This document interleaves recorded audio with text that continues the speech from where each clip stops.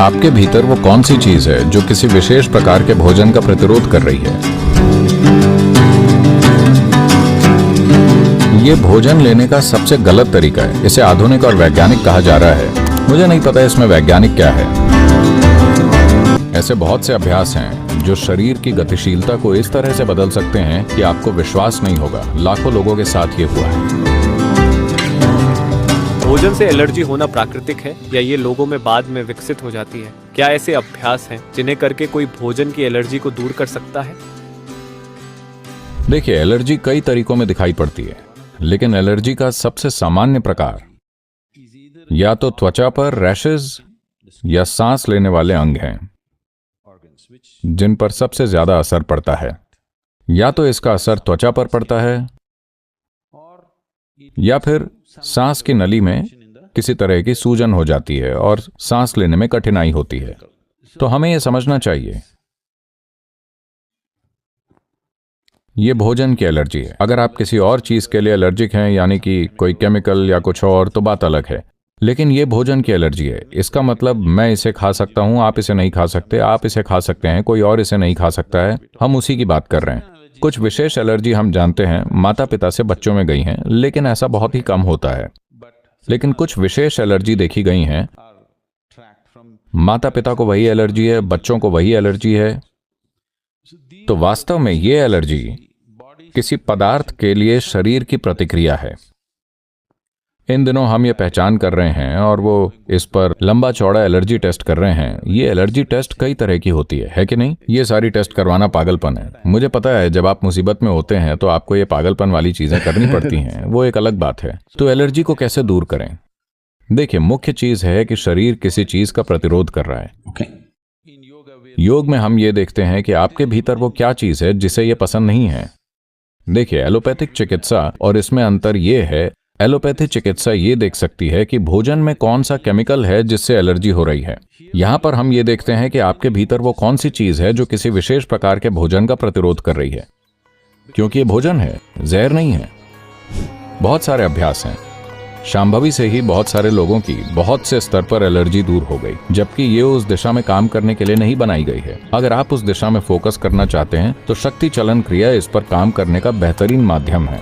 आसानी से 6 से 9 महीने के समय में हम एलर्जी को दूर कर सकते हैं। मैं कहूंगा कपालभाति करने का शक्तिशाली तरीका ही 60% समस्याओं का निदान कर देगा।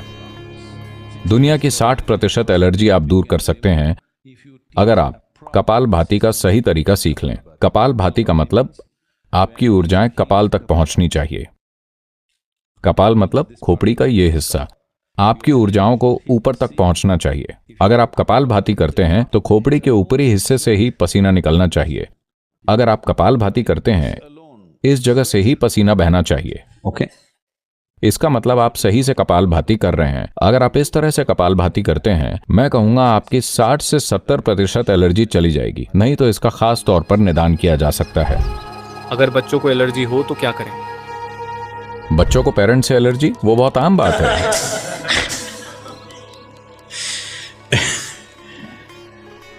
अगर 7 से 8 साल की उम्र से छोटे बच्चों को एलर्जी है, जो मुझे लगता है अमेरिका में बहुत आम है और ये भारत में भी बहुत आम बन रहा है, अगर आप एलर्जी को रोकना चाहते हैं, एक चीज आप कर सकते हैं, बच्चे के भोजन से दूध हटा दीजिए।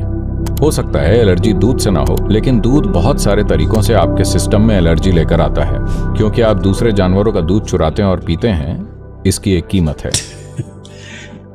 ज्यादा से ज्यादा सिर्फ 2.5 से 3 साल की उम्र तक आप उन्हें दूध दे सकते हैं। उसके बाद उन्हें गाय के दूध की बिल्कुल भी जरूरत नहीं होती है। और आप गाय का भी दूध नहीं पी रहे हैं। आपको नहीं पता किस तरह का दूध आप पी रहे हैं, क्योंकि ये लाखों जानवरों का मिलावटी दूध है और आप पी रहे हैं। ये बिल्कुल पागलपन है। ये भोजन लेने का सबसे गलत तरीका है। इसे आधुनिक और वैज्ञानिक कहा जा रहा है। मुझे नहीं पता इसमें वैज्ञानिक क्या है। आप लाखों गायों का मिला हुआ दूध पीते हैं, भैंस, गाय, हर चीज का दूध आप पीते हैं। मैं पूछता हूं कि आपको थोड़ा भी दिमाग है? जब बच्चे को दूध की जरूरत होती है, माँ का दूध है। एक बार वो पड़ाव पूरा हो जाए तो दूध की कोई जरूरत नहीं है। अगर आप बच्चे के जीवन में जल्द ही पर्याप्त मात्रा में दालें, फलियां, मेवे लेकर आते हैं, तो वो बहुत स्वस्थ होकर बड़े होंगे।